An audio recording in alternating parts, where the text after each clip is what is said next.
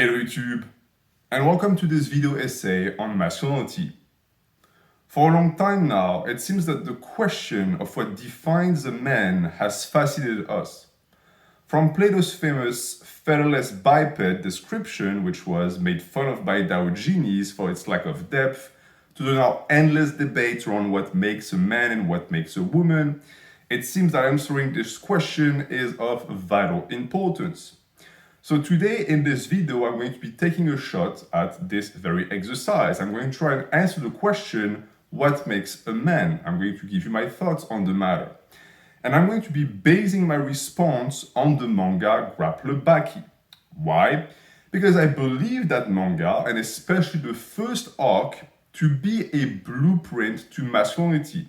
In a sense, a form of modern mythology that is supposed to show men and explain to men how they are supposed to behave and how they are to embark on the journey to become a man. All of this, of course, existing at a symbolical level within what only looks like the tale of fighting men.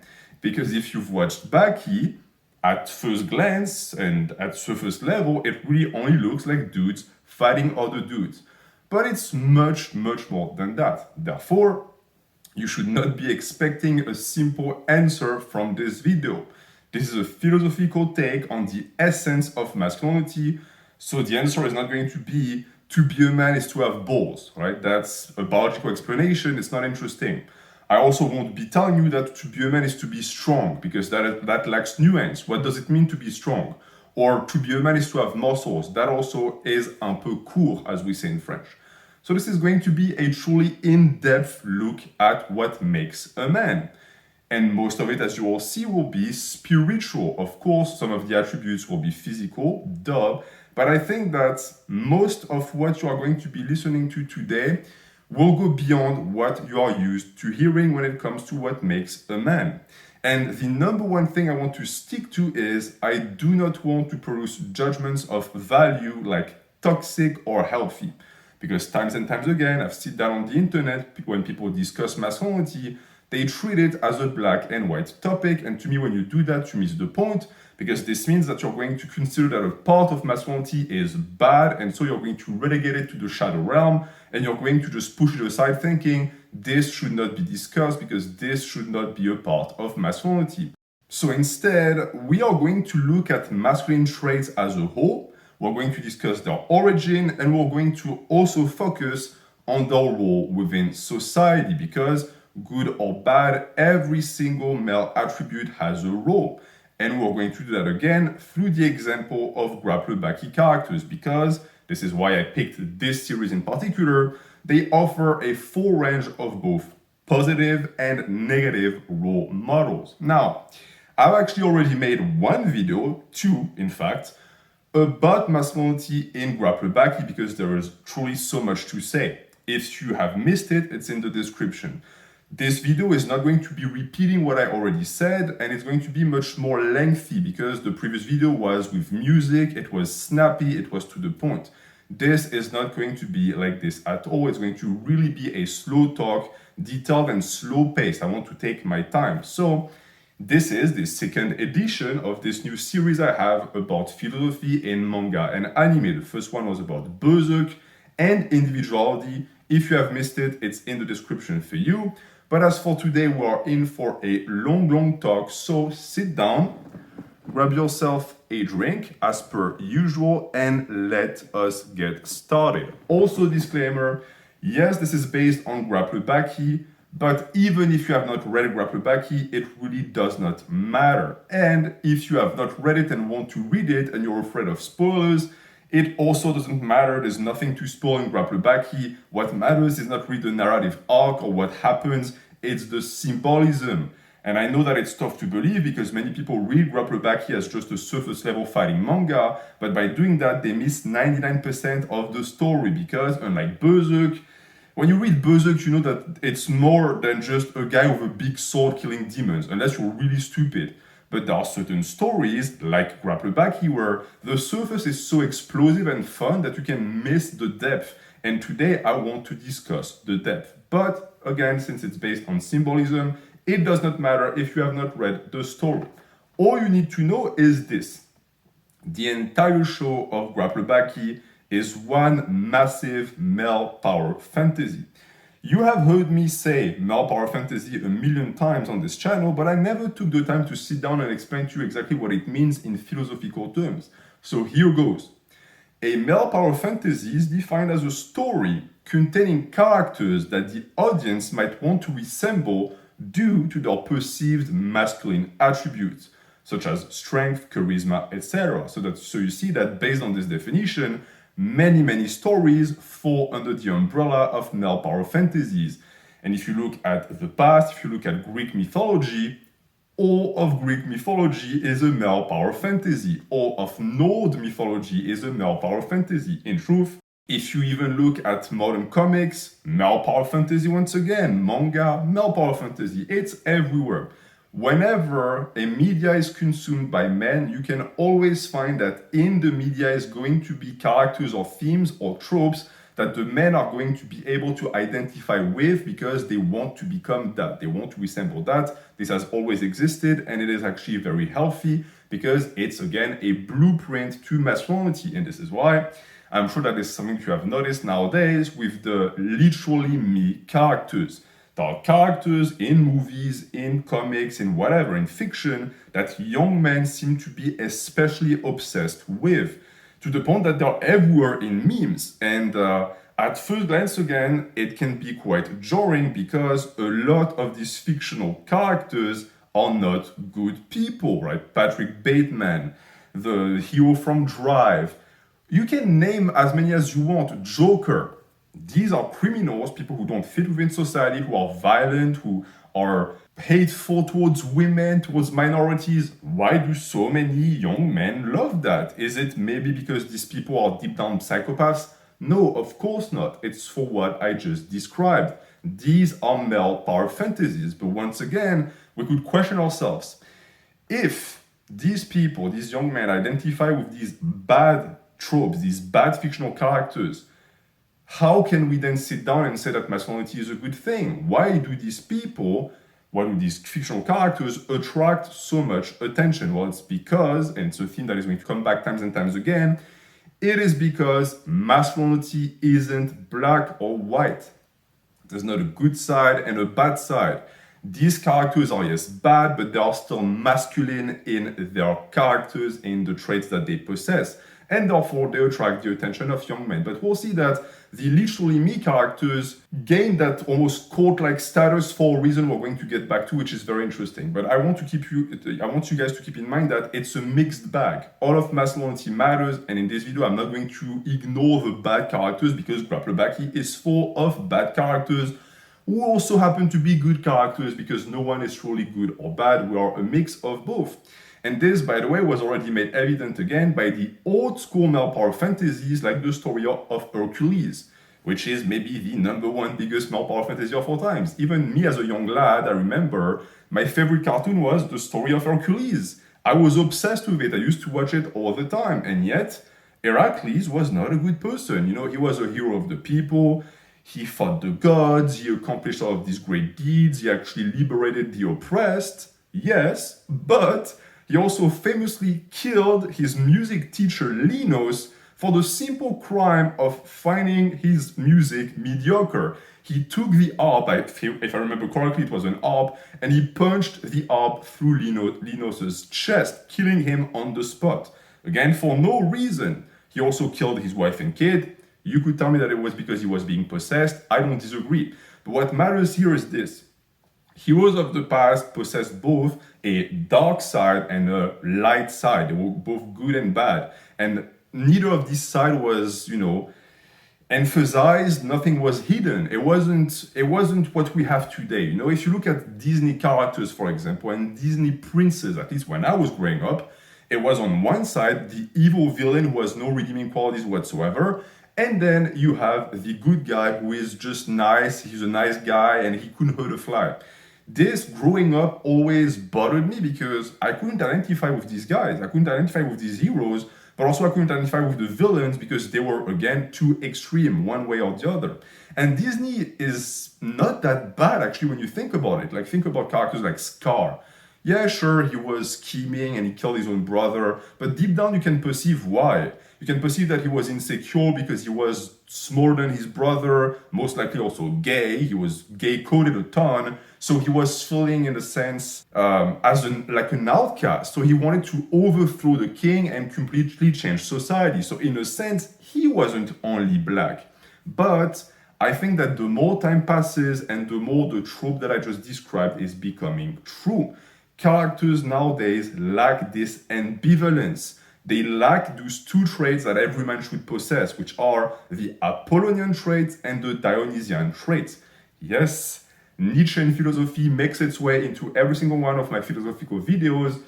I can't help it. The reason why I like this distinction is because, and that was the point in Nietzschean philosophy, it removes the judgment of value. Because if I say good or bad, and I tell you both are important, well, I'm still saying good or bad. So I'm still technically saying that one of them is, well, bad. But if I say Apollonian and Dionysian, now you see that, well, the two of them are here and the terms are neutral. So I'm going to try and use them as much as possible. But if you hear me say good and bad masculinity, understand that this is what I'm talking about. And for those of you who don't know what I'm talking about here, just like with the male power fantasy, it's quite simple. Apollonian traits are traits that align with order, logic, and reason, aka traits that help the development of society and civilization. And Dionysian traits are traits that promote chaos and violence, so they promote the end and the death of civilization. Understanding also that civilization is cyclical and that Dionysian epoch and Apollonian epoch just circle with one another, and they are often intertwined and intermixed, just like they are intertwined and intermixed within the heart of every single man. Because to be a man is to have both. And so it is only natural for masculinity, which is the essence of man, to be made of both light, Apollonian, and darkness, Dionysian. This is super key, please keep that in mind, because our modern approach to masculinity considers instead that some part of it are toxic, the bad ones, and they should be tossed out only to keep the healthy parts. This is the entire discourse around toxic masculinity that I'm going to, of course, deconstruct in this video. That is really the point of the video, right? Because the issue with this view, this black and white view, is that if you toss out the unhealthy parts of masculinity because they're toxic, you will quickly find out that there won't be much masculinity left because the toxic parts are also the healthy ones. And in this video, I'm going to attempt to prove it to you, but we're going to start right away because we're going to go right back into the literally me characters trope. Why are these characters so adored? Why are they so attractive to young men? It's super simple to understand. It's because their toxic side is on full display. Think back to all of these characters. None of them is ashamed of who they are, of their aggressivity.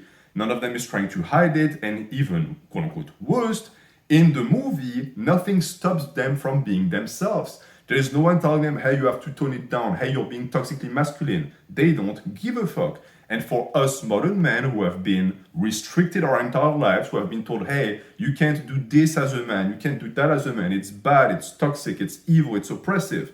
Of course, we're going to find it super attractive because we are going to be able to live a form of liberating catharsis through them. Through fiction, we liberate our portions and we, in a sense, rejoice in their ability to express themselves freely, because us modern men have lost this ability entirely. The reason why these unsavory characters have become so popular is therefore not due to an excess of masculinity, but a lack of it. Because the less masculine role models you have, the less you are able to express who you are as a man, the more you are going to really be attracted by these polar opposites, by this figure of darkness, because they represent what you cannot have. And you see that with the way our generation, and the Zoomers in particular, interact with masculine figures in their life. Because they have been deprived of it, because they themselves don't really quite know what it means to be a man anymore, they have a tendency to gravitate towards these characters, but they also have a tendency to gravitate towards hyper-masculine caricatures of men. I don't even need to cite any names. You know exactly who I'm talking about. All of these dudes on social media who even look like they're playing a part, like they're playing a role, like they're not being themselves. They're so masculine that it's over the top, but it works. Why? Because they are talking to a generation that has lost its balls. They are talking to a generation of men who are deeply feminized. But you can feminize a generation as much as you want. The instinct for masculinity is still in our heart, and when we see it in its excess, we gravitate towards it. It appeals to us because we think, wow, I wish I could have that. I was deprived of that. I want to learn how to get there. Of course, that is the trap. The less masculinity there is in a society, the more people are going to gravitate towards role models that have an excess of it, and the more often imbalance there is going to be, because you're not going to learn what makes a man from these people, because again, they're only playing a part. This rise of popularity of the hyper-masculine caricature of men gives an excess of Dionysian energy to the youth, and it entirely lacks Apollonian traits, meaning that it's very unlikely to lead to a healthy society. But what matters is not the action, it's not the popularity, it's the why. Because once we figure out the why, we can figure out a way to go around that problem and restore balance to the force, restore balance to masculinity. Because if we don't do that, well, we'll end up either with complete wimps on one side, and on the other side, young men who are going to believe that to be a man is to be strictly violent or aggressive, without understanding that these traits are only valuable if you apply them properly. Once again, this is why I chose Baki as an example, because if you have watched Baki, you know that the characters are all hyper fucking violent, but they also have other traits that are extremely virtuous and extremely important in the life of a man. If we were, however, to try and find an example in Baki of a character that would represent this hyper-masculine drive, I think that I'm not going to surprise you when I cite the name of Yujiro. Of course, Yujiro is exactly that in Grappler Baki. He is a cocktail of all of the toxic traits a man can possess. He's gratuitously violent, meaning that he will literally just kill someone for fun. He lacks empathy completely, or actually that's a lie. He possesses empathy, but he utilizes it to hurt others. So he will try and find out who you love, and he'll go after that person and kill them just to fuck you up. He's also a rapist. We'll go back to that, but I don't know if you guys knew that. If you are part skippers and you skipped part one, yes, Yujiro has raped a woman live, like during the story. We know that for a fact. So he's exactly that. He is this caricature of masculinity. Even his physique reflects that. I mean, if you stop for a second and you look at him, if you think muscles, you think of Yujiro, even more than Biscuit Olivia, right? He is the strongest creature on earth. And this is why I said that if you read Baki and you try to read it literally, you're going to get lost, or you're going to think that the story is stupid. You have to read it symbolically. Of course, it's ridiculous to have a character like Yujiro, but he exists for that very reason. Sadly, for the reasons that I explained earlier, many young men idolize the character of Yujiro. He's one of the number one characters of Baki. Everyone loves him, everyone wants to be him, he's a Chad. And by doing that, they miss the point entirely. It's what I described previously. They like masculinity so much that when they see an excess of it, they want to become it. But the problem is that it's clear as day that in the story of Baki, Yujiro is an example of what not to be like. And the proof I have of this is simple. If you look at Baki, the hero of the story who is coded as us, he is supposed to be a stand-in for the reader. He is written in the exact opposite. Baki is the exact opposite of his father Yujiro. He has the exact opposite qualities, which is a way for the author to let us know who we should follow without falling into this black and white thinking. He's not saying Yujiro is a monster. He's saying, hey, here's Yujiro, here's what he does. Here's Baki, here's what he does. Who do you want to be? Who do you think is a better person? Figure it out on your own. And this is why, if we want to understand what makes a man, I think that we should be looking at Baki's journey once again through symbolism. So the first thing that you notice with Baki, and with many of the characters that are stand-ins for the reader, the literally me characters, is that he starts relatively weak. Now, of course, this being a shonen manga, relatively weak means that he can punch a hole through a wall. So he's, of course, much stronger than we are. But in the world, in the universe of Baki, he is weak, like we all are. So that's a good start. The hero journey starts as a young man and as a weakling. And this is not just true for Baki. If you look at characters like Anayama or Katsumi, they're both young. They're both monsters, but they're both young. Anayama is 15 and Katsumi is 21. And interestingly also, they have no father.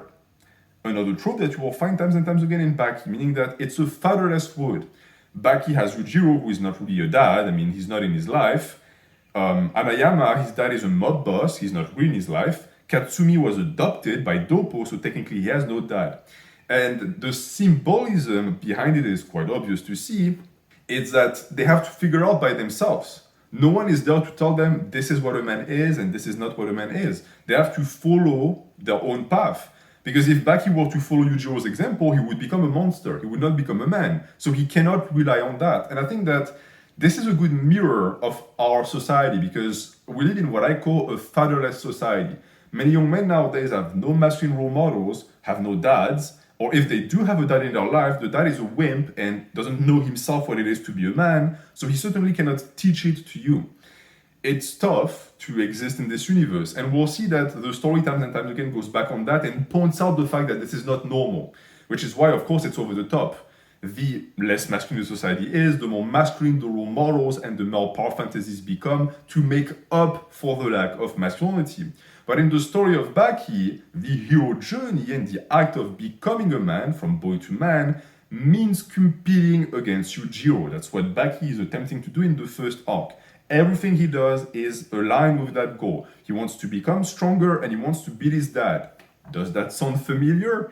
Now power fantasies have not evolved in 2000 years. It's the same shit the Greeks were doing. It's the classical trope of the demigod trying to best his divine father. And to get there, he's going to get through several enemies and several adversaries that are going to make him stronger until he finally climbs the mountain, which is also your life. This is the life of a man. It's a life of adversity. You will not be fighting the Yasha ape or Anayama. You will be fighting your own challenges and they're going to be just as hard, trust me.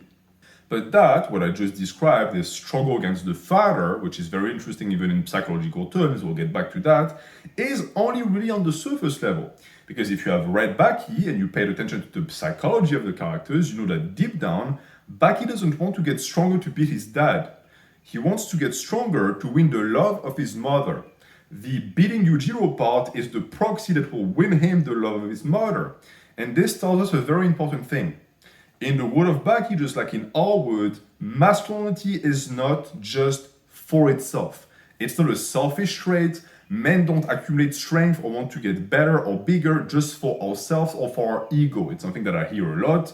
Masculinity is accused of being vain. That couldn't be further from the truth. Just like in our world, the men of Grappler Baki, despite the appearances, don't fight just to fight. They do so for the people in their lives, which, surprise, surprise, are mostly women. This is not going to be a rant against feminism and sexism, but I have to mention it because it's relevant to my entire argument.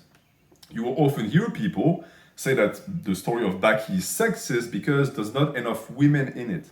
And this same discourse exists in our world, right? People look at a male-dominated environment and say, there's not enough women, therefore it's sexist. To me, it's a simplistic approach to life. And also one that invisibilizes women because there are women in the story of Baki. But if you refuse to read through the symbols, of course you won't see them because it's literally dudes being dudes. It's dudes being the shit out of each other. Where exactly do you fit a woman in this entire scenario? You transform her into a man? What woman wants to join an underground arena and kick dudes in their balls just for glory? Maybe 0.1% of women who do MMA and UFC, but the majority of women don't want that. And yet, that very story I just told you fascinates men because men and women don't want the same thing in life. But this entire thing to say this, there are women in the world of Baki, and actually they're super important. Because if we were to observe these fighting characters who kill each other, what is actually their purpose and who is the person behind the purpose? Well, let's look at Doppo, one of my favorite characters. Why is Orochi Doppo fighting at the old age of 50 and 60? It's said straight up. It's because he wants to remain his wife's Superman. His wife loves him because he's strong and competent, and the little nickname, the cute nickname that she gives him is My Superman. And so he wants to remain that Superman for her. Let's look at Anayama. Oh, surely Anayama is not doing it for women. He's just like a monster of a dude at 15 who is the size of a building. Wrong. If you read the story, you know that Anayama fights to protect his mom. Unconsciously, he fights to protect his sick mom. Anayama's mother had cancer, and there's a beautiful scene. Baki, if you read Baki with open eyes, you will see that there's so much poesy in it. There's a beautiful scene before Anayama fights Baki, where he visits his mom in the hospital and he brings her flowers.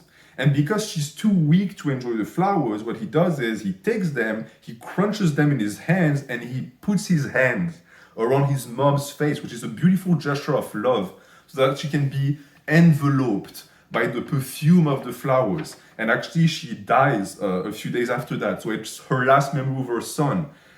That's once again something that women have to do with Baki. I could go on and on and on. We'll get back to Baki because Baki, of course, fights for women. Actually, the only character who doesn't care about women, disrespects them, or hurts them is Yujiro. And Yujiro is coded as what's not to be. I'm just going to add it because it just popped into my head. Biscuit Oliva, do you realize like what his story tells? The biggest man on earth, the Unchained, who is in love with an obese woman who used to be beautiful, got sick, and that he now carries on her bed because he still loves her despite all the things that happened to her body. Baki is sexist. Sure, all right, I'm not going to get into that too much, but it is true that Baki is sexist in the sense that there are no female fighters. And to that I say, duh, because Baki is a story on how to become a man. And therefore, women only play a secondary role. Are we going to have to give a role to women in male power fantasies? Is it really like, are we getting to that point of inclusivity? I think it's perfectly fine to have stories where it's for dudes, by dudes, with dudes, just like it is fine for women to have their own stories by women, for women, with women. And yet, once again, as I said, women still play a role in Baki. They just play a secondary or accessory role. And as I said, male power fantasies have always functioned like this. You can find women throughout Greek and Roman mythology, even Norse mythology, and they play a role. But oftentimes, they play a role as non-physical assistants. What I mean by this is they don't fight, although that's not always true. Some of these Greek goddesses actually can kick some serious fucking ass. And they're assistants in the sense that, yes, they come after the men. So, for example, if you look at Medea, I think that's the correct pronunciation, who is Jason's first wife, she used her magic powers to assist Jason. Okay. We also have Orpheus, who went to hell to bring back Eurydice. So she was a damsel in distress. And it is true that the same tropes exist in Baki. If you look at Baki and Kozue, yeah, Kozue is pretty fucking useless in the sense that she gets abducted, she screams for help, and Baki comes and rescues her. But the damsel in distress trope exists for a reason. It's because the point here is not to teach young girls how to be young girls. It's to teach men how to be men. It's teaching men that you are supposed to sacrifice yourself for the people that you love and for the woman that you love. This is why the catabasis, I think this is how you guys say it in English, we say like catabase, which is it's a complex archetype of the male power fantasy where a male literally goes to hell times and times again. The guy goes to hell not because he wants to meet Satan, but because he wants to recuperate his loved one. And Baki actually goes through that as well. He goes through a catabase because at some point Kozue gets abducted by one of the convicts, if you remember, and he goes and he saves her. And once again, the convict, and we'll talk about the convicts a bit in this video, just like Yujiro, is coded as an allegory of hypermasculinity. So the male that rescues is seen as good, positive, good masculinity. The one that abducts and hurts is seen as bad, negative, toxic masculinity. Even more important and on the nose, the entire story of Baki who has sex with Kozue for the first time and he grows stronger. I mean, can the author be any more obvious? It's a metaphor for love making a man stronger. Once you love a woman, you become stronger. I know people who have not understood that, who look at this scene where Baki fucks Kozue and they think, oh, it's weird. Yeah, it's weird because you refuse to see symbolism where it's so blatantly obvious. Like, the author cannot be more obvious than this. And as such, It isn't true to say that male power fantasies exclude women, because I believe that women, throughout history, in fiction or not fiction, play an integral role in the development of masculinity because they are often the driving force behind men's actions. If you look at just the way men try to woo women, they buy nice cars, they buy nice clothes, nice perfume. Is it because they like to smell good? Is it because they like nice cars? Sometimes it is. Sometimes it's also because they understand that these are status symbols and that these things attract women. If women did not exist, capitalism as a whole and this consumerist society would vanish. Most men who live in a cardboard box in the woods would eat 2 sausages a day and would all be very, very happy. But women exist. We love women. We want them in our lives. So we'll do whatever to get them in our lives, even if it means going to hell. Example, a war. What is a war? When you look at people fighting and dying on the battlefield, what do you see? If you see men who do it to prove something to themselves or for their ego, you misunderstand male power fantasies. Because a war is most importantly what these people protect, what is behind them. When a guy is on the battlefield dying, he's not thinking, I want to kill the enemy. He's thinking, I want to protect my loved one at home. I want to protect my kids.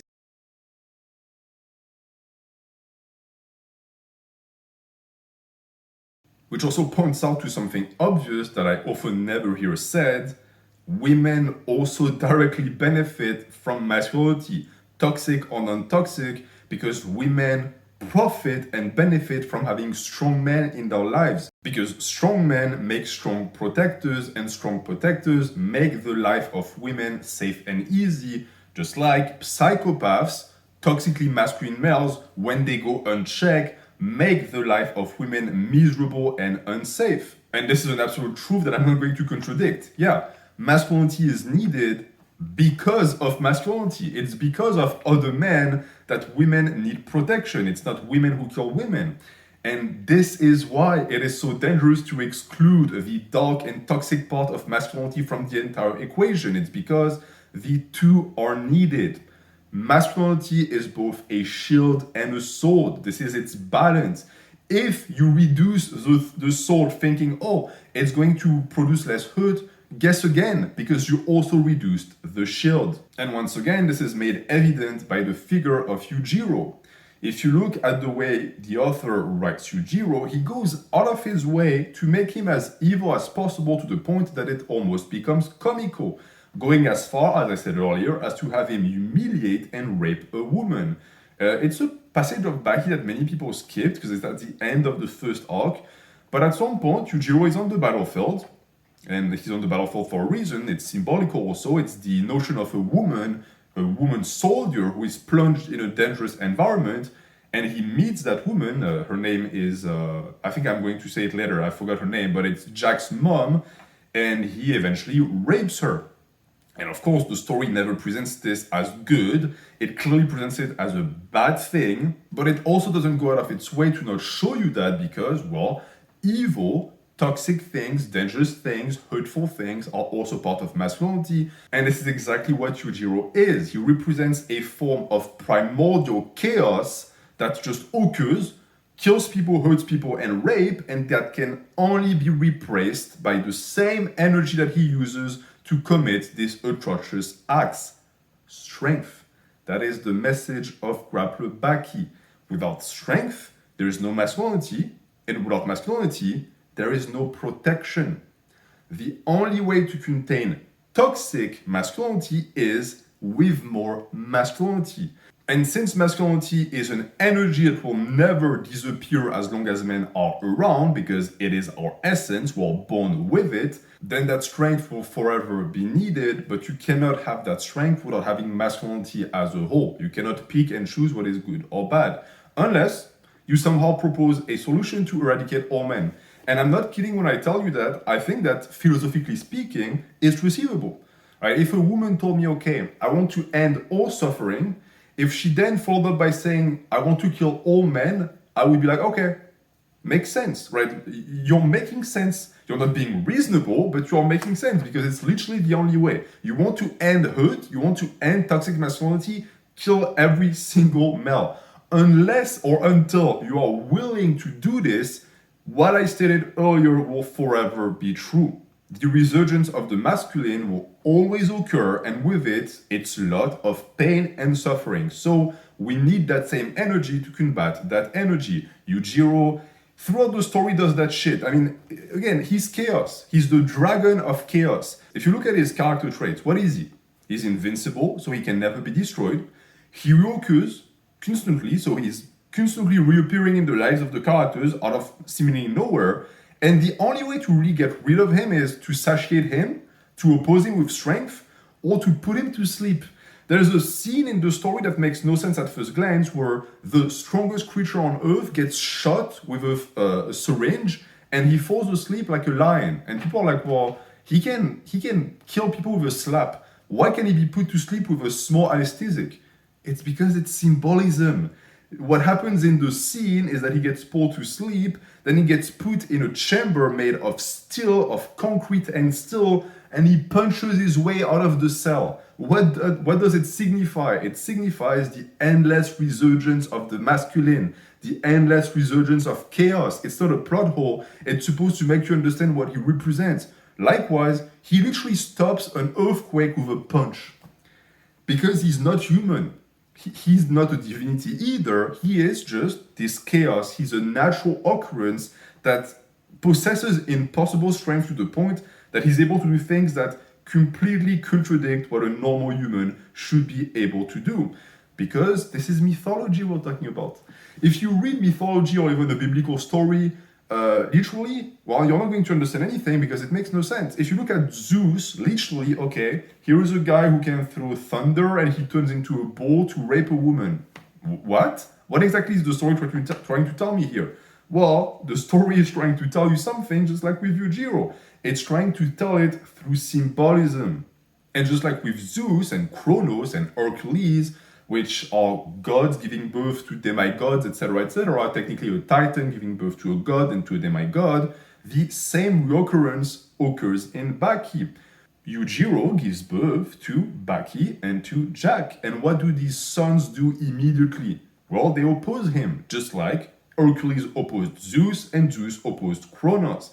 This is this notion that it's toxic masculinity that itself gives birth to a form of healthy masculinity that fights it and opposes it. And that cycle continues times and times again. But each time, this masculine essence takes a different form. You notice that with each cycle, it becomes more civilized. And what is the common trait that all civilized forms of masculinity, healthy forms of masculinity have in common? Well, I'll tell you right now, they protect. When masculinity attacks and hurts, it is toxic and bad. And when it protects, it is healthy and it is good. And we see that again with Baki and Jack. Baki and Jack, and we'll get back to Jack because you might say, well, he's a psychopath. You're wrong. They both fight for one reason and one reason only.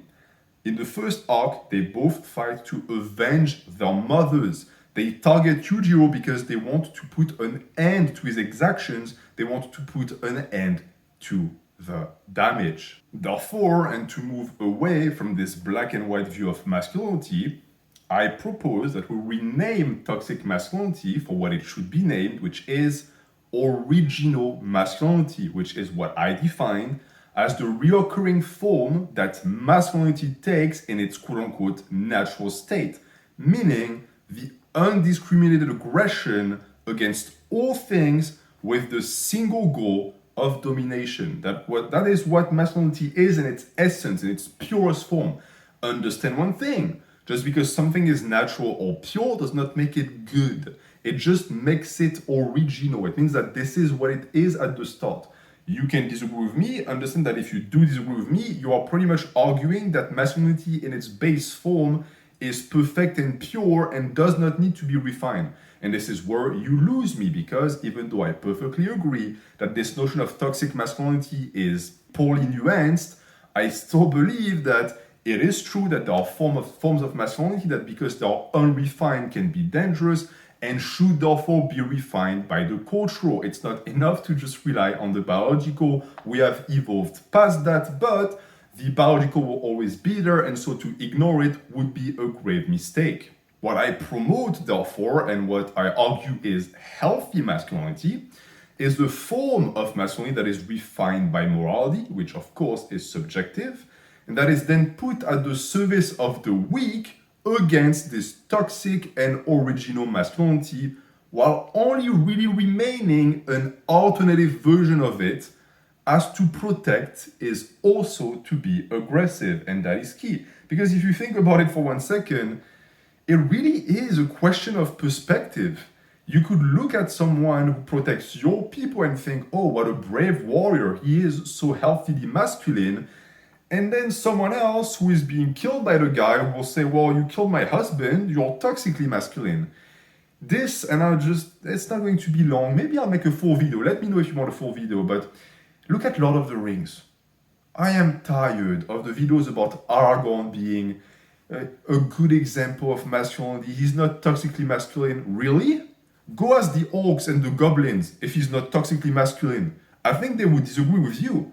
You think he's not toxic because in the movies, he's only violent and aggressive towards bad people that are coded as evil. But morally speaking, this is purely subjective and perspective. For humans, he's a good guy, not for the people that he kills. At some point, you have to pick a side, but regardless of the side that you pick, strength will always be the defining trait that makes masculinity. Whether you want to use it to kill people, to protect, I don't give a fuck. Strength is at the heart of everything, and this is exactly what Grappler Baki tells us too. To oppose evil, one has to be masculine and therefore strong, because only strength can oppose strength. And this is why this toxic masculinity idea is so dangerous. It's because, as I said, it tends to just dump the entirety of masculinity in the garbage, saying, oh, aggressivity bad, violence bad. Really? But how do you defend yourself against violence? If it's not with violence, it makes no sense. And there's a portion of the story that I love so much. It's one sentence. At some point, Jack, who is a great character, actually, if you look at the character, he's very sensibly written, who is being berated by other fighters because he bites. And he looks at them and he tells them with a funny look on his face, he's like, dude, I'm just bringing the fangs back to fighting, in a way of saying, like, you guys gouge each other's eyes out, you kick each other in the balls, and I'm the weird one because I bite? It's all inclusive, my dude. Like, you can't say this is bad, this is good. It's a metaphor for masculinity. What he's saying is that, hey, violence is violence. The way you use it defines if it's good or bad, but you should be using all of it because, again, you cannot pick and choose. And I think this is a message that young men especially need to take to heart. Regard with suspicion anyone who is trying to make you weaker, who is trying to promote any type of philosophy of passivity. These people are not looking at your best interest because they are not going to be able to teach you how to be a man. With the new definition that I propose, that again opposes this original masculinity with the refined masculinity, we can really start to define what makes a man. Again, looking at Grappler Baki. So based on our conclusion, the ability to protect comes first, right? This is a key masculine trait. Every character in Baki only really uses their strength against other male fighters or to help the innocent. That is also easily verifiable. And yes, it's on purpose. The characters never hit random people. And as for the innocent, I mean, Baki is pretty much a saint.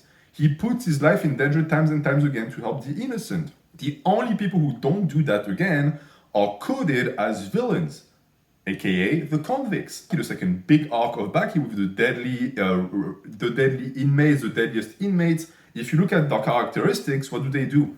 They're the first characters who kill random civilians and random bystanders. Even Yujiro usually doesn't do that. He only wants fighters, but for him it's because he wants strong men to kill and devour. They, the convicts, don't give a fuck. They all kill whoever. And guess who then goes and opposes these people? It's our characters. It's Baki, it's Retsu, it's Jack, it's Anayama. They're the ones who are going to step up. Yes, because they want to prove that they're stronger. Yes, because they have this impulse. But deep down, what is this? Underneath all of that masculine ego and that drive and that male power fantasy is the desire to protect, to get stronger, to protect people. And as such, the desire to get stronger and to accumulate strength in itself is both a natural male impulse, but it's also healthy Because the more strength you have, the more people you can protect. And you could tell me, well, yeah, but you can also use it to hurt other people. Yes, refer back to what I said earlier about the perspective. To hurt and to protect is the same thing. The only thing that changes is your perspective on it. And this is demonstrated beautifully by Baki's journey. He goes from opponent to opponent. He slowly accumulates more power in order to face his final opponent, who is Yujiro. The metaphor, again, is simple. It's the story of a man who sharpens his skills to eventually fight primordial violence and to surpass his father. Theme that is recurrent in mythology for a reason as well, is because this endless opposition against the father is a very simple way to teach men how to be men. And maybe I will one day make a full video on the relationship between Yujiro and Baki and Jack. You tell me if you guys are interested. I'm always happy to make these videos for you guys. But let's look a little bit more at the familial relationships within Baki's little circle, because it goes deeper than mythology. Here, there is also an evident Oedipian theme. We're going back to psychology this time. We're referring to Freud. So Baki, verbatim, wants to defeat Yujiro, and he wants to fuck his mother. There's no better other way for me to say it. And I'm sure that if you've read Baki, not watched, because in the anime it's censored a bit, but if you read Baki, you have been weirded out by the relationship he has with his mom, because his mom is weirdly sexual towards him. Like, she touches him and she kisses him in weird ways. And at first I didn't understand why. Well, this is why, because it's a bit heavy-handed way for the author to explain exactly what he means by this family and by this relationship. The Anma family needs to be read in a mythological and psychological lens. If you only see them as, oh, there are people with demon backs, you're not going to go very far. Here, we have the story of a boy who wants to defeat his father because he wants to have his mother for himself. He wants to have her love for him alone. And if you tell me an age, you're reading too much into it, dude, it's literally said in the story. There are moments in the story where Baki literally says that he fights for the love of his mother and that he wants to kill Yujiro because she's in love with him, and as long as she loves him, she will not be able to love him. But interestingly also, in the story, this hero journey, at least the first half of the hero journey by Baki, is presented as a mistake. Meaning that what Baki does, this accumulation of strength for the purpose, the intended purpose of defeating Yujiro, is shown as a mistake because eventually, and spoiler alert, Baki loses the fight to Yujiro. All of the strength he accumulated is for nothing. Yujiro just absorbs all of it. He loses the fight and he loses his mother, meaning that his mother is killed in front of him by Yujiro. So it's a complete failure. His masculinity was not enough to oppose the Yujiro masculinity because he made the mistake of trying to become the monster that he was attempting to kill. Gaze long enough into the abyss and the abyss gazes into you. Oui, j'ai encore cité Nietzsche, qu'est-ce que tu vas faire? C'est ma vidéo. And I think this is super key to mention because if you talk about masculinity but you don't mention identity, you're missing the point because masculinity is identity. Now, it's not a way for me to tell you that all men to be like this, to be a man is to be this. I hope that you have seen that my video is much more nuanced than this at this point. Rather, what the story of Baki tells us is that by attempting to become a man and by following a blueprint that was really just a map that he followed blindly, Baki lost himself. He suffered a gradual degradation of his identity during his formative years when he was a teen, which resulted in him losing everything because he never truly managed to find his own strength, which paradoxically was caused by the pursuit of strength. And this is important. I want you guys to keep that in mind. It's very important to pursue strength, but you need to know why. If you don't have a why, most likely the how is not going to work out, or you're going to end up with a strength that you're going to have no use for, which is exactly what happened to Baki, which is exactly what happens to so many young men.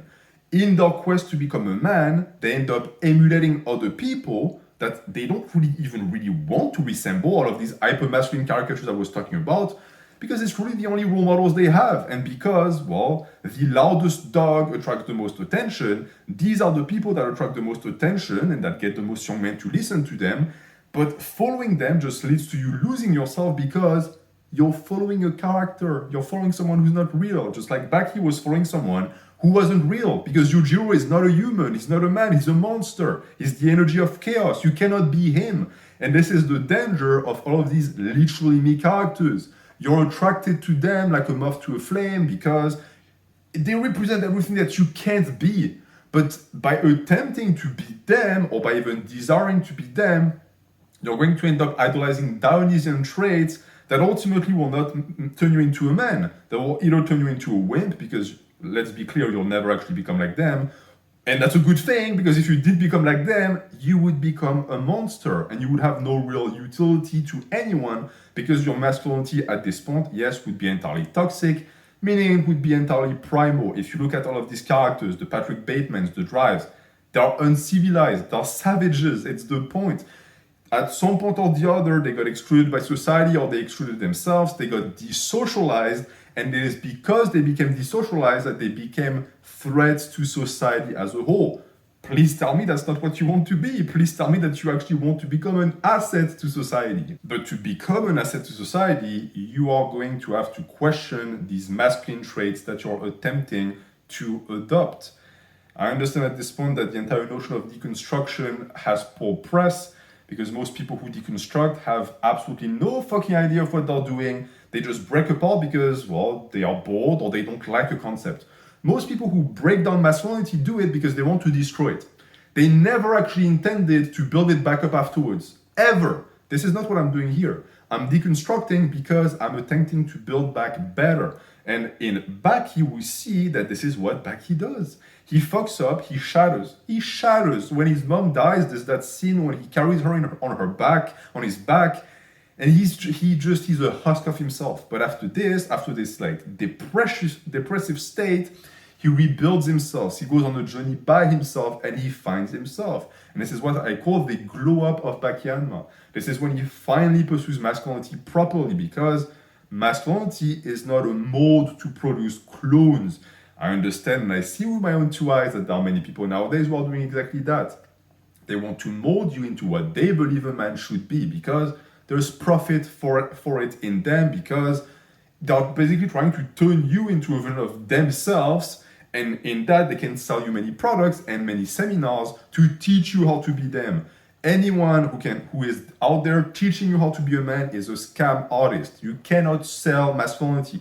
Masculinity is a quest of self-actualization, and as such, it is unique to every individual, and it is something that you must attempt by yourself. And while there will of course be similarities between your quest and mine, because we are both men, they should never be the same, and you should never attempt to walk my path. But walking the path is needed also.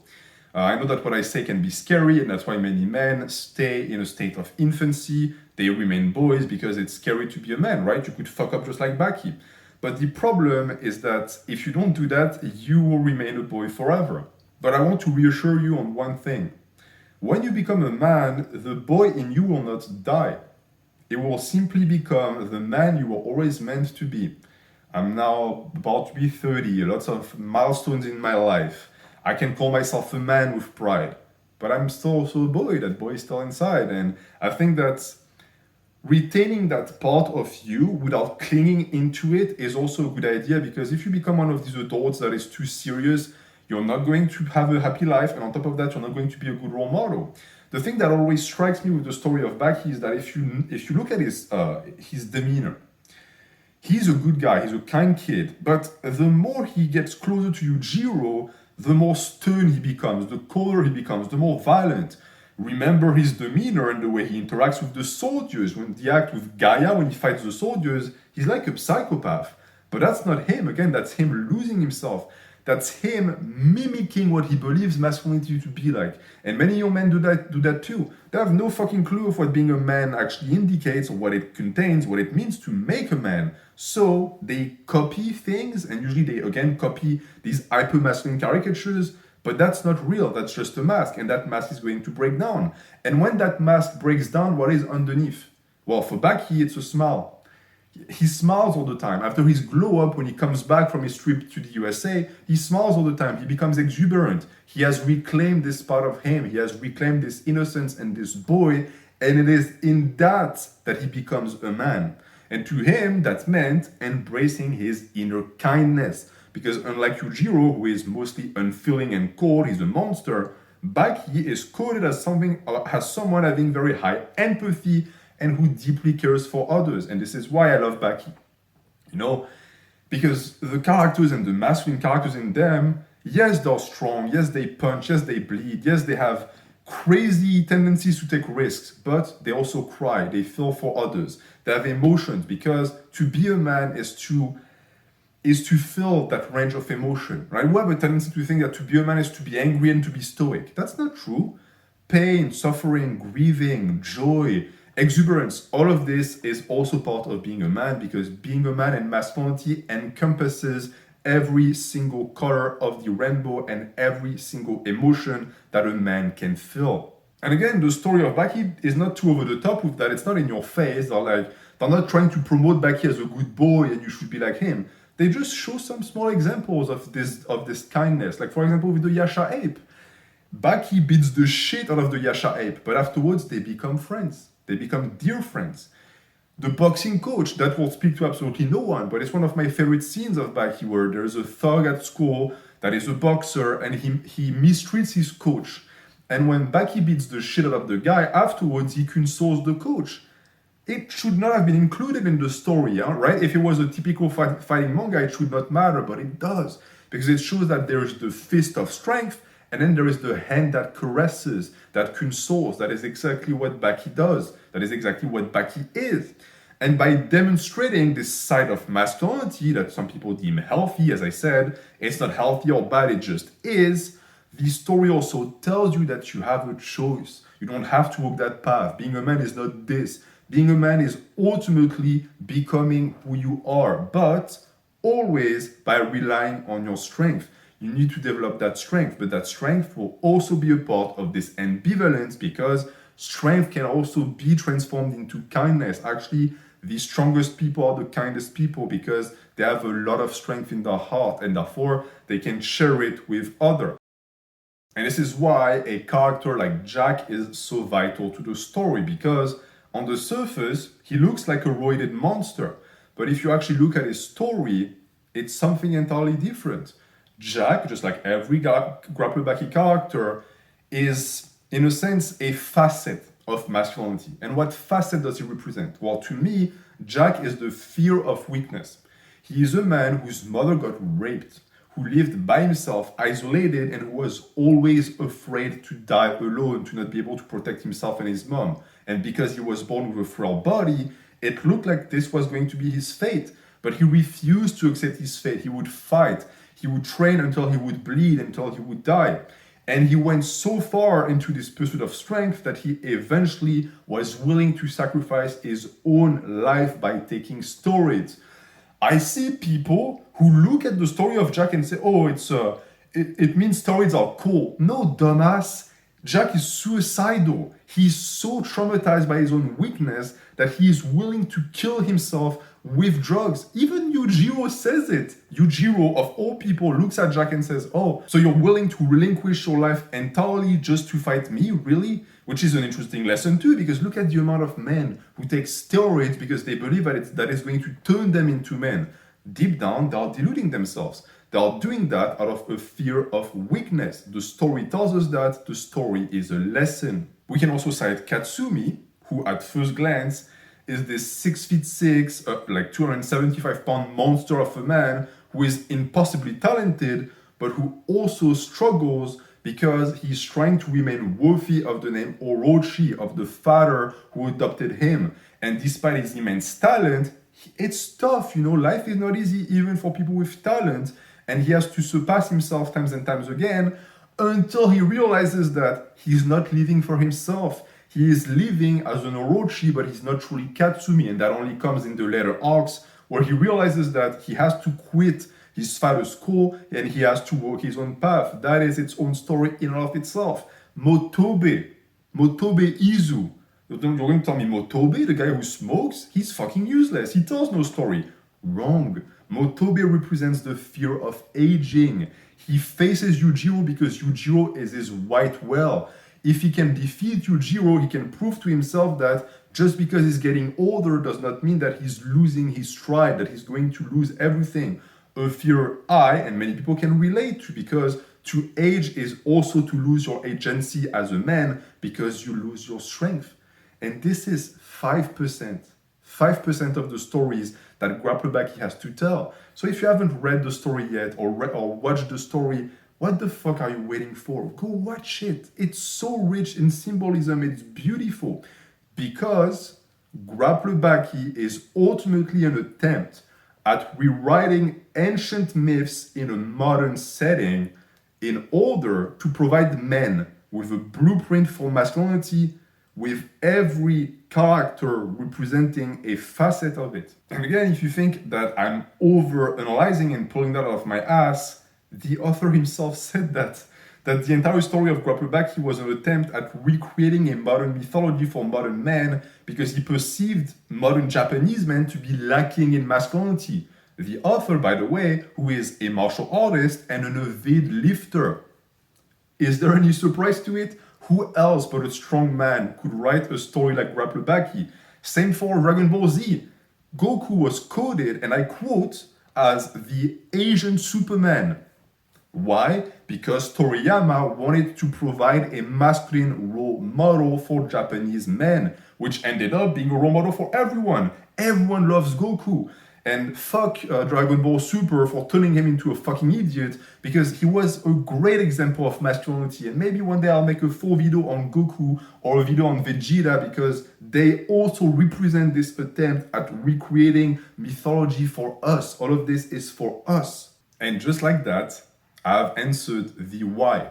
Because this video is really the how. But what makes a man is the how. But usually when you have a how, you have to have a why that precedes. I never told you anything about why masculinity is important. And yet at this point, I think that you know, because the answer is self-evident, or at least it should be, because in truth, it's not. It's not evident to know why masculinity is so needed.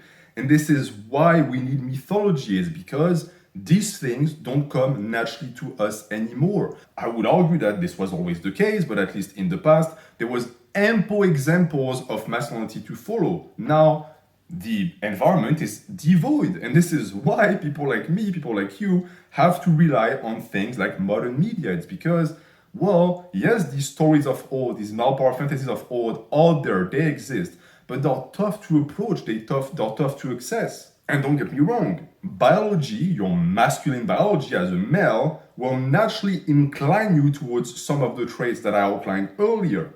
But they will not flourish without the help of culture. And this connects back to what I told you earlier about not just accepting masculinity as it comes to you, as a biological imperative or impulse, because we both know that this can be extremely dangerous. We need culture to shape and to refine masculinity. And that is because, and mark my words here, a man isn't born, he is made. Simone de Beauvoir used to say that on ne naît pas femme, on le devient. I say bullshit. That's true for men. It's not true for women, because women, for the most part, get it naturally. They naturally know what it means to be feminine, to the point that if you were to sit down a woman and say, hey, can you give me a rundown of the cultural aspects of femininity, I think that person would struggle. And this is also why when people try to dissect the essence of the feminine, they don't ask what makes a woman. They say, what is a woman? You understand the difference? One is cultural, one is biological, one is at birth. It is determined at birth. And this, by the way, is perfectly exemplified by the fact that women don't do what I just did. You will not find hour-long essays on femininity online for, I believe, two reasons. One, femininity is not really under attack and it's not really suffering that much. And two, it comes naturally to them, which also in a sense connects with my first point, because if something comes naturally to you and it's not that impacted by culture, well, you don't need to sit down and discuss it, it's evident. But the problem is that if you treat masculinity like you treat femininity, like a flower that you never water, guess what? It dies. Leave a boy to his own device with no blueprint and he will forever remain a boy. And this is why Masculinity is dying. I understand that nowadays, when you say that, people call you, what is the term that they use? A reactionary. Yes, I'm reacting. Masculinity is dying. I'm not just going to sit there and let it die, because it directly impacts the life of men and therefore also the life of women. Since we have no role models and we lost the blueprints, now is the time for us to reclaim mythology and to reclaim masculine role models and male power fantasies. And this is why exaggerated characters like Yujiro and exaggerated stories like that of Grappler Baki are needed. It's because they make evident what is not. Take Grappler Baki first and foremost, which is watched 99.9% by men, and show it to a woman. What is her reaction going to be? She's going to be completely bewildered and tell you, what the fuck is this? I don't want to watch this, it's too violent. It has nothing for me. Yeah, it has nothing for her. It doesn't speak to her. Show the same Grappler Baki episode to a boy. He's going to be fascinated. Even Yujiro, show Yujiro to a boy. The guy is going to be transfixed. Oh, he's a child, I want to be like him. Why? Because it's that culture I was talking about. It resonates with our biology. There's something in us that tells us, hey, this is the way, I need to be paying attention to this. And another trait that is comprised within every single male power fantasy is the importance of competition. Another thing that at first glance, if you don't actually take a good look at it, you would not be able to understand. But thanks again to the author of Baki, the story tells it seemingly. So, in the story of Baki, if you look at what the characters do, they beat each other. Great, they fight all the time. Okay, why? Well, for them, it's to develop more impressive techniques. It's to become more powerful. So in a sense, they improve just to improve. But is it really true? No. As we explained earlier, they do so to develop themselves as men. The physical has an impact on the spiritual, on what's inside. And in our world, it's the exact same thing. Every single war, every single advancement has led to some level of technological progress. So we see that competition is in a sense a two-sided sword. Yes, there is a side that is just violence, conflict, competition, people fighting, but then there is what comes afterwards. Our species has been pushed forward by this. It has been pushed forward by war. And at this point, we pretty much know it for a fact because we have proof and evidence that people tens of thousands of years ago were already killing each other. And again, I'm not sitting there telling you, oh, killing good, war good. I'm just saying it's part of life. We have to look at it not as black and white, but as an object, an item, a totem that has the ability to bring something good to the table. And once you look at competition through this lens, you realize that it disproves two things. The first being that masculinity is apparently a machine that produces lone wolves and that stems from solitude. And I'm not going to blame anyone but men for this because it's mostly men who propagate that notion. And you have to be by yourself, you have to suffer by yourself, the grind, again, this modern myth of the grind. The problem is that this is not true. All of these wallpapers with a wolf that tells you you're the leader of the pack and you're alone in darkness. Yeah, if you want to be depressed, sure, but this is not what the story of Grappler Baki tells us. The story of Grappler Baki tells us that even though self-actualization does require to spend some time alone, I've preached that in the past, and you see that in the story where Baki leaves to the USA by himself. He spends most of his time by himself, training by himself with his dog, which technically is not alone because the dog is a companion. You still notice that the story insists on the fact that his most important breakthroughs as a man came to him in the presence of other men. That is the hero's journey. The hero's journey is not just a guy who walks by himself on the path. I hope I never gave you that impression. The way is not a solitary way. It is solitary in your efforts. Don't expect people to pat you on the back. But the adversity you will encounter on the way will mostly be made up by other men. Because, yeah, when someone says masculine this, masculine that, when I say masculine energy, what do I mean? I mean men. Masculine energy is not something that floats in the air, it's attached to us. So in the story, for example, Baki improves by fighting Anayama. Baki improves by fighting the Yasha ape. Does he only improve because his muscles get bigger? No, he learns things and he befriends these two men. He becomes a better person in the presence of men.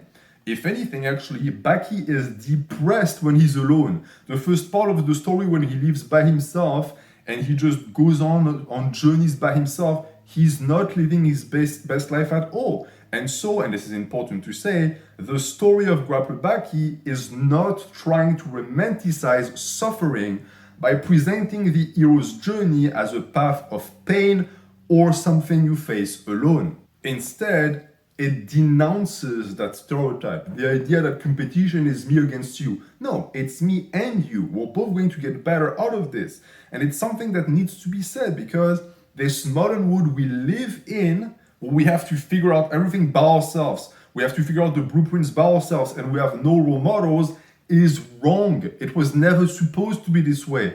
You were supposed to grow up with other men on their journey to become a man, and you were supposed to learn from one another. You were supposed to learn from men who knew better, who could show you the way, who could prevent you from making mistakes. And yet, none of that happened. Why? Because we lack mythology and we lack male power fantasies. The transmission of what it means to be a man has always been a communal effort by people. It was always something social. This is why to this day again, you can find male power fantasies. You can also find writings by people who try and teach you what it is to be a man, what you should be doing, the way you should be treating others. What am I doing right now? I'm doing the exact same thing. Men are obsessed with this transmission of knowledge because we perceive that it is absolutely vital for the next generation. And I believe that it is therefore our duty to restore that state of things. This is why I love natural bodybuilding so much. I love this community. It's a way to facilitate the lives of everyone and of the next generation by sharing our mistakes, by being vulnerable, and by being a group. Togetherness is an inherent part of masculinity. And the proof I have of that is that you can't be a man on your own. Because what does it mean to be a man? Everything I described is in relation with others.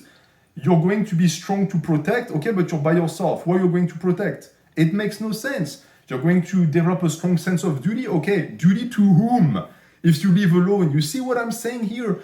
I insist on this point because, again, it's so dangerous to try and get to a how before you have a why. If you lose sight of the fact that you want to become a man to help others and for others, you are going to be sorely disappointed by the results because at the end, you won't be a man. And as for the second aspect of masculinity that the importance of competition disproves, it is the idea and the notion that competition increases social tensions and promotes violence. Because usually when a group of humans come together, like with competition, there can be some frictions. That is absolutely true. The problem is that you have some people who look at this and say, okay, well, there are frictions and there's violence, therefore it is bad. Which really goes to show that the people leading that crusade have absolutely no understanding of what it means to be a man or the importance of the social mechanisms that allow men to be birthed in the first place. And that's unsurprising because the vast majority of these people are women or weaklings. And this is why people who lack the ability to produce nuanced thoughts should really stay away from concepts such as masculinity.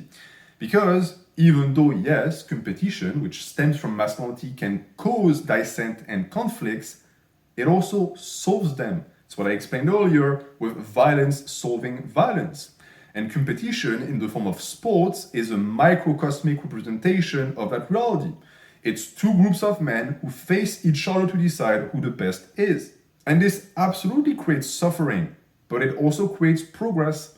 And that is exactly the nature of adversity, which the over-the-top aggressivity displayed in Grappler Baki is only really a symbol of. Now, naturally, to those that don't need that adversity to grow, aka women, this looks like something that should be removed from our existence and universe because it's a bad thing, it's toxic. No one should suffer. Well, when no one suffers, no one actually grows, at least when it comes to men. And so it is also an integral portion of us, of masculinity, because without it, there would be no progress. Think about it for 1 minute. If I gave you a ball and I told you to run with it on an empty field, there is a very strong chance that after 2 minutes you would quit because it's not interesting to just run after a ball.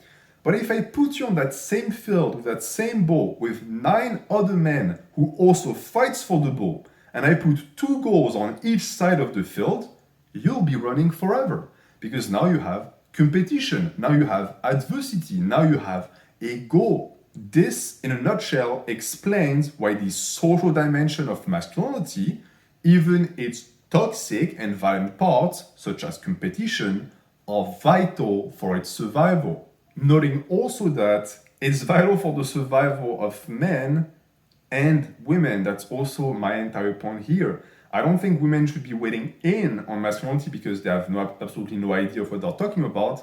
But it doesn't mean that the concept in and of itself doesn't benefit them. If anything, as I proved earlier, it mostly benefits them. It's still great for us because we get to become men, but it also participates in a healthier society as a whole.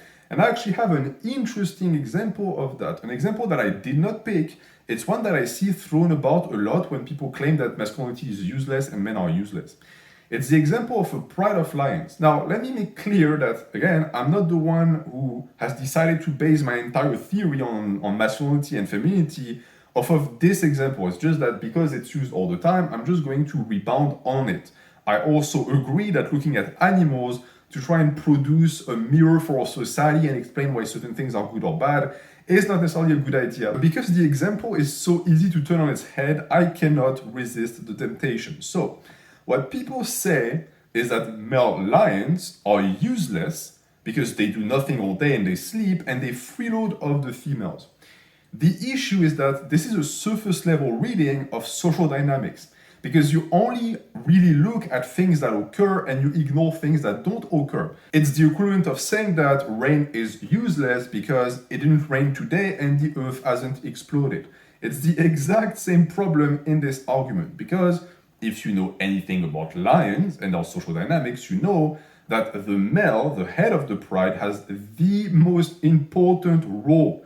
And that role is simple. It's to protect the members of the pride from another male attack. As such, the stronger the male is, quote unquote, the more masculine the male is, or the more males there are, because keep in mind that a pride can have up to 3 males, the better protected the pride is, and therefore the safer the lionesses and cubs are. Now, why did I base my argument off of this obvious appeal to nature fallacy? Is it because I'm claiming, oh, we're lions, hear me roar, we have to be tough like lions? None of that shit. It's because I think that it perfectly exemplifies the problem we have with masculinity and why so many people dismiss its importance. It's for a simple reason. Masculinity, in our word, functions like it does within a pride of lions. When it's doing its job, it's invisible. When the male lion is doing his job, no one attacks, so it looks like he is doing nothing. It's the same for us. If you have a very masculine society, you have lots of protectors, most likely very few people are going to attack, so there is a lot of peace and nothing happens. But the problem is that the safer the world gets, the more people start to question masculinity and its importance because they say, well, clearly you do nothing and clearly nothing is happening, which leads people to then believe that the world would be either the same or even a better place without masculinity. And you could tell me, well, okay, NH, this is exactly the situation that we're dealing with and the situation has not improved, actually it's worse. Shouldn't these people go back on their words and realize their stupidity? Well, no, because they actually double down on the stupidity. Now what they do is this. Since we now live in a world that is less masculine, there is more violence because there is less protectors. And what these people do is, they just blame this reoccurring violence on masculinity, which is the idea of toxic masculinity. So ironically, by doing its job, masculinity provoked its own destruction. And I'm sure that even with that expose, some of you are not convinced. Some of you might still tell me, NH, I'm not sure that what you say is correct. And I still think that we don't really need masculinity. If that's what you think, be my guest. I mean, it's your life. I wish you good luck. On the day the energy of chaos reoccurs, you're gonna need it. Because until we find a way to all live in harmony without war, which is very unlikely to ever happen, masculinity will forever remain essential, its traits and the social mechanisms that promote their development needing to not only be protected, but also worshipped as the pillars of our society. And that is exactly what Grappler Baki does.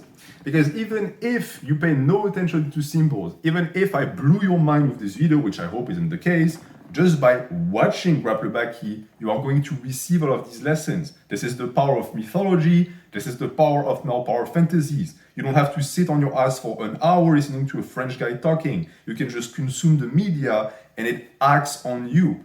Just like Berserk, for example, is a cure against nihilism and demoralization. Even if you don't understand all of the religious symbolism of Berserk, it still should make you want to get off your ass. If you have watched Guts struggle, you should want to struggle yourself. It's the same with this show, and this is why I picked it. Baki is a therapeutic dose of masculine energy that, just like mythology has always done, guides men and civilizations. And I'm going to leave you with that. This was once again a very long video. I had a blast making it. If you enjoyed it and you would like to see more, you can access my Ko-fi page. It's the first link in the description. You can support me on there. You can get a membership if you want. That would be greatly appreciated. That being said, I will keep making these videos regardless of that. I have many ideas in mind for other mangas that I want to cover. Baki will get another video. Berserk will get tons of other videos. Maybe even the next installment is going to be about Berserk. But for tonight, I think that you have had enough philosophy talk. So I'm going to leave you right there and wish you a good end of your day. Thank you for watching. Have a good night.